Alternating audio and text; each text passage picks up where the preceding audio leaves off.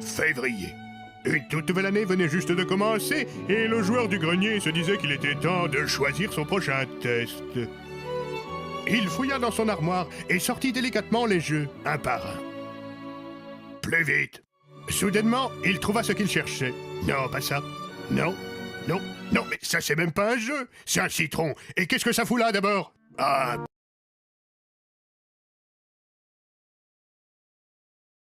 Il s'asseya sur le canapé et commença à jouer au jeu. Il se régalait. Il avait enfin trouvé le sujet du prochain test. Mais peut-être que plutôt que jouer, aurait-il mieux valu qu'il s'occupe des voix qu'il a dans sa tête. Des voix comme la mienne.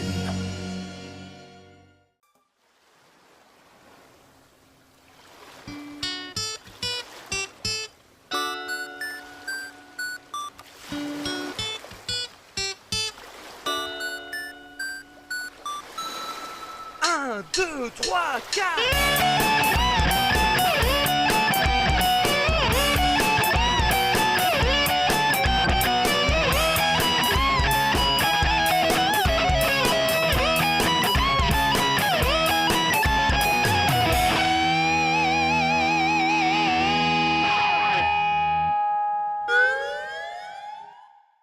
Salut tout le monde, Raider. Tout le monde connaît Raider. Et c'est très certainement avec Mario et Sonic la figure du jeu vidéo la plus reconnaissable. Habituellement, quand on dit Raider, je pense qu'on est tous d'accord sur le fait que tout le monde pense à ça.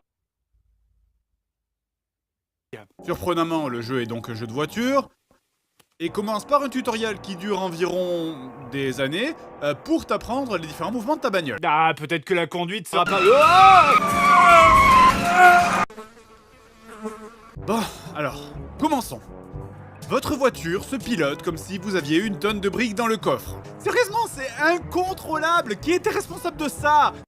J'ai pas le permis, putain, j'arrête pas de vous le dire. Super boulot, John. Je m'appelle Francis. Vous pouvez également faire sauter votre voiture avec le turbo, mais la maniabilité à ce moment-là devient encore pire que pour la conduite normale. C'est dire à quel point elle est mauvaise.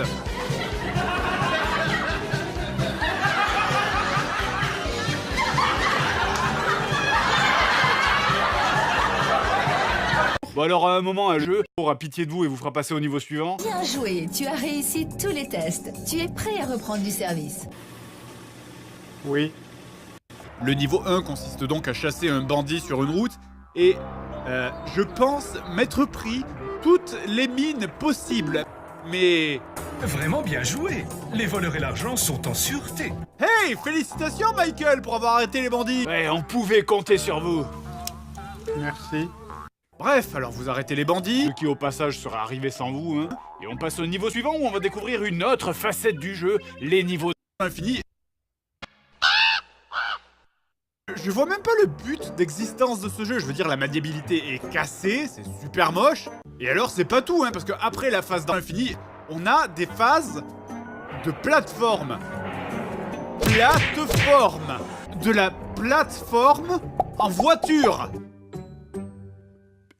C'est le pire concept du monde! Qu'est-ce que c'est que cette idée à la con? Il y a genre 10 000 raisons pour lesquelles on peut pas associer plateforme et voiture, et la première c'est que... Elles ont pas de pieds! Sors de ta voiture pour escalader ces putains de caisses et t'iras 10 fois plus vite! Bon alors, le problème évident de ce jeu, vous l'avez compris, c'est que votre personnage ne peut pas sortir de la voiture parce que votre personnage est la voiture. Sans ça, le jeu il aurait été certainement beaucoup mieux. Beaucoup moins absurde aussi dans certaines situations. Bon alors j'ai pas tout dit et je vais pas me taper tous les niveaux parce que j'ai des trucs plus intéressants à faire dans ma vie, comme par exemple... ranger mes chaussettes. J'aime bien les chaussettes bien rangées. Grenier avait lâchement abandonné comme il le fait souvent. Il se leva et se dirigea furieux vers... Hé, oh, tu fais quoi là? Non mais lâche-moi, mais hé, oh, non, fais pas ça! Non, je plaisante, je peux pas tomber, je suis une voix off. Sébastien venait de rentrer dans la pièce et se demandait « C'est quoi ce bordel de merde? Hey! Hey! Ça fait une paye! Tu deviens quoi? Oh bah, comme d'hab. Et toi, comment ça va? Tu veux qu'on aille boire un verre? Ouais, carrément! Allons-y! Ça fait plaisir de te revoir depuis le lycée.